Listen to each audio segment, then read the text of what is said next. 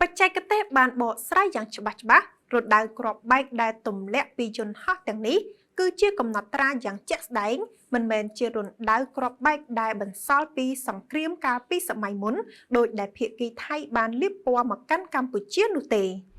ផ្សាយពាណិជ្ជកម្មនៅ Swiss New និង Best TV សូមទំនាក់ទំនង Telegram លេខ089 383 888រីករាយពិធីបុណ្យភ្ជុំបិណ្ឌប្រពៃណីជាតិខ្មែរខាងមុខជាមួយ promotion ពិសេសមិនធ្លាប់មានជាមួយមេកុងឡែនទិញវីឡាភ្លោះក្នុងខែកញ្ញានេះទទួលបានផ្ទះទំហំដ៏ធំជាងមុនជាមួយតម្លៃដដែលសម្រាប់8ផ្ទះប៉ុណ្ណោះនិងមានការផ្ដល់ជូនជាច្រើនបន្ថែមទៀតនាពេលថ្មីនេះឯកឧត្តមហេងរតនាប្រតិភូរាជរដ្ឋាភិបាលទទួលបន្ទុកជាអគ្គនាយកមជ្ឈមណ្ឌលសកម្មភាពកម្ចាត់មីនកម្ពុជាបានបង្ហោះរូបភាពមួយចំនួននៅលើបណ្ដាញសង្គមផ្លូវការរបស់ខ្លួនព្រមទាំងបានភ្ជាប់មកជាមួយខ្លឹមសារថារូបភាពរណ្ដៅក្របបែកទម្លាក់ពីយន្តហោះនិងក្របផ្លោងទាំងនេះគឺជាកំណត់ត្រាជាក់ស្ដែងនិងជាចំណែកតូចមួយនៃមរតកក្នុងសង្គ្រាម5ថ្ងៃចាប់ពីថ្ងៃទី24ដល់ថ្ងៃទី28កក្កដាឆ្នាំ2025ដោយបានត្រួតពិនិត្យសំណាក់ភស្តុតាងនិងកំណត់ចំណុចទីតាំងច្បាស់លាស់ព្រមទាំងមានដៃគូអន្តរជាតិមួយចំនួនចូលរួមជាមួយអ្នកជំនាញបច្ចេកទេសអង្គភាពស៊ីម៉ាក់ផងដែរមិនមែនជារណ្ដៅគ្រាប់ឬក៏គ្រាប់បែកកើតចេញពី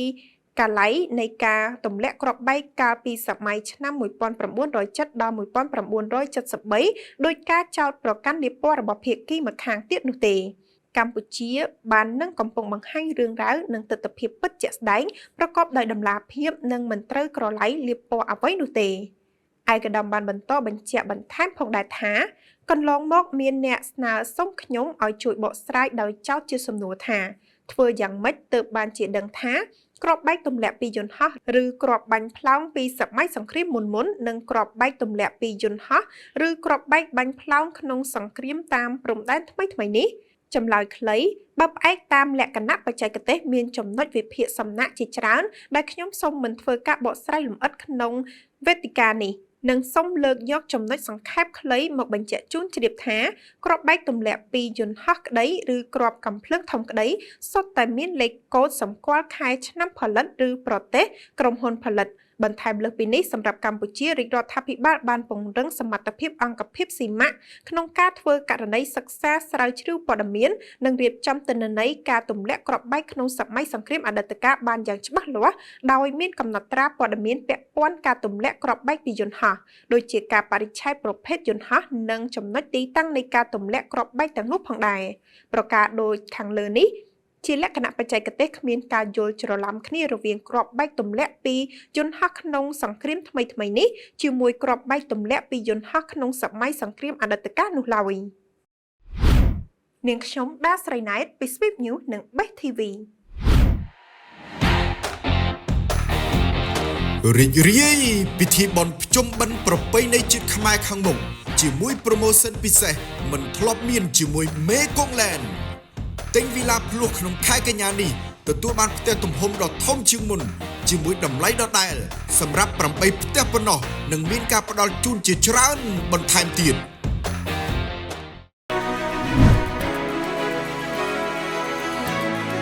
Swiss New and Best TV ព័ត៌មានក្នុងដៃអ្នកសូមប្រុងប្រយ័ត្នស្ថានភាពទឹកទន្លេបាននឹងកំពុងកើនឡើងជាបន្តបន្ទាប់ខណៈតំបន់មួយចំនួនអាចកើនឡើងរហូតដល់កម្រិតប្រកាសអាសន្នផ្សាយពាណិជ្ជកម្មនៅ Swiss New និង Best TV សូមទំនាក់ទំនង Telegram លេខ089 383 888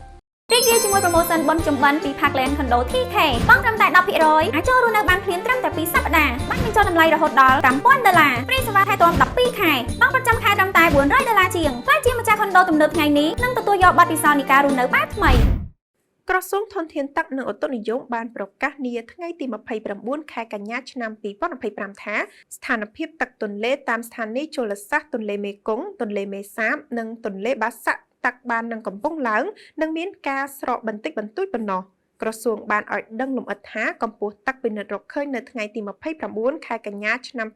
2025ម៉ោង 7:00 នាទីព្រឹកតាមបណ្ដាស្ថានីយជលសាស្ត្រមានដូចតទៅ 1. ទន្លេមេគង្គស្ទឹងត្រែងកម្ពស់ទឹក 10.40 ម៉ែត្រកម្ពស់សម្រាប់ប្រុងប្រយ័ត្ន 10.70 ម៉ែត្រ 2. ទន្លេមេគង្គក្រចេះកម្ពស់ទឹក 21.61 ម៉ែត្រកម្ពស់សម្រាប់ប្រុងប្រយ័ត្ន 22 ម៉ែត្រ 3. ទន្លេមេគង្គកំពង់ចាមកម្ពស់ទឹក 13.88 ម៉ែត្រកម្ពស់សម្រាប់ប្រុងប្រយ័ត្ន 15.20 ម៉ែត្រ 4. ទន្លេចតុមុខកម្ពស់ទឹក 9.04 ម៉ែត្រកម្ពស់សម្រាប់ប្រយ័ត្ន 10.50 ម៉ែត្រ 5. ទន្លេមេគង្គអ្នកលឿងកម្ពស់ទឹក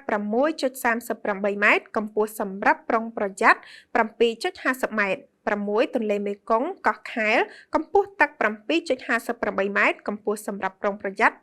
7.90 ម៉ែត្រ 7. ទន្លេមេគង្គព្រែកក្តាមកម្ពស់ទឹក 8.06 ម៉ែត្រកម្ពស់សម្រាប់ប្រុងប្រយ័ត្ន 9.50 ម៉ែត្រ 8. បឹងទន្លេសាបកំពង់ហ្លួងកម្ពស់ទឹក 7.29 ម៉ែត្រយ៉ាងណាមិញនេះក៏ដោយសារតែកម្ពុជាទទួលរងសម្ពាធខ្លះបណ្ដាលមកពីព្យុះប៉ូឡូញដែលបានធ្វើឲ្យទីតាំងមួយចំនួនទទួលរងគ្រោះដោយទឹកជំនន់ផងដែរនាងខ្ញុំដាស្រីណែតពី Speak News និង Best TV រីករាយជាមួយប្រូម៉ូសិនបុណ្យចំបិណ្ឌពី Parkland Condo TK បង់ត្រឹមតែ 10% អាចចូលរស់នៅបានភ្លាមត្រឹមតែ2សប្តាហ៍បានបញ្ចុះតម្លៃរហូតដល់ $5,000 ព្រីសេវាថែទាំ12ខែបង់ប្រចាំខែត្រឹមតែ $400 ជាងខ្លះជាម្ចាស់ខុនដូទំនើបថ្ងៃនេះនឹងទទួលយកប័ណ្ណពិសោធន៍នៃការរស់នៅបែបថ្មី Speak News and Best TV ព័ត៌មានក្នុងដៃអ្នកសូមបន្តប្រុងប្រយ័ត្នជំនន់ទឹកភ្លៀងបានជន់លិចផ្លូវដំណាំសាលារៀនវត្តអារាមនិងផ្ទះប្រជាពលរដ្ឋជាង 1000 ខ្នងនៅទីតាំងភូមិសាស្ត្រទាំងនេះ ផ្សាយពាណិជ្ជកម្មនៅ Speak News និង Best TV សូមទំនាក់ទំនង Telegram លេខ 089 383 888 LHR ប្រេងឥន្ធនៈមានគុណភាពខ្ពស់ល្អសម្រាប់យានយន្តលោកអ្នក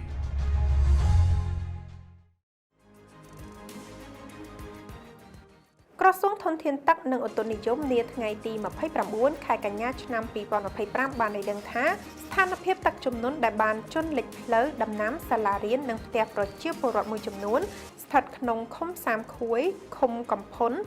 ឃុំភ្លុកនៃស្រុកសេសានខេត្តស្ទឹងត្រែងតាមរបាយការណ៍គណៈកម្មាធិការជាតិគ្រប់គ្រងគ្រោះមហន្តរាយគិតត្រឹមថ្ងៃទី28ខែកញ្ញាឆ្នាំ2025ទឹកជំនន់បានធ្វើឲ្យប៉ះពាល់ដល់ភូមិចំនួន17នៃឃុំចំនួន7ក្នុងមូលដ្ឋានស្រុកសេសានខេត្តស្ទឹងត្រែងហើយប៉ះពាល់ដល់ផ្ទះចំនួន651ខ្នងសាលារៀន4ខ្នងវត្ត1កន្លែងផ្លូវជាតិ500ម៉ែត្រផ្លូវលំជនបទ17740 ម៉ែត្រព្រមទាំងដំណាំស្រូវ1446ហិកតានិងដំណាំរួមផ្សំសរុបចំនួន1949ហិកតាក្នុងថ្ងៃដដែលខេត្តរតនគិរីឯណោះវិញស្ថានភាពចំនួនទឹកភ្លៀងនិងទឹកជំនន់ទន្លេស្រែពកបានប៉ះពាល់ដល់ផ្ទះប្រជាពលរដ្ឋ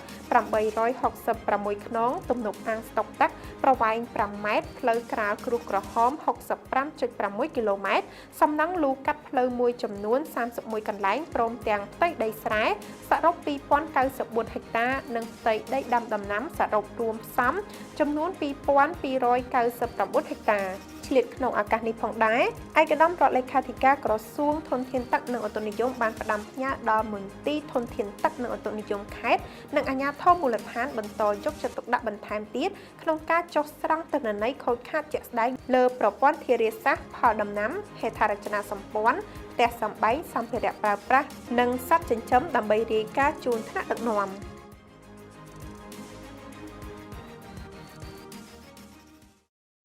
នាងខ្ញុំដាស្រីណែតពី Speak News និង Best TV អស់កម្លាំងទៅកម្លាំងជាមួយបាកាលើកពីភេសជ្ជៈបើកម្លាំង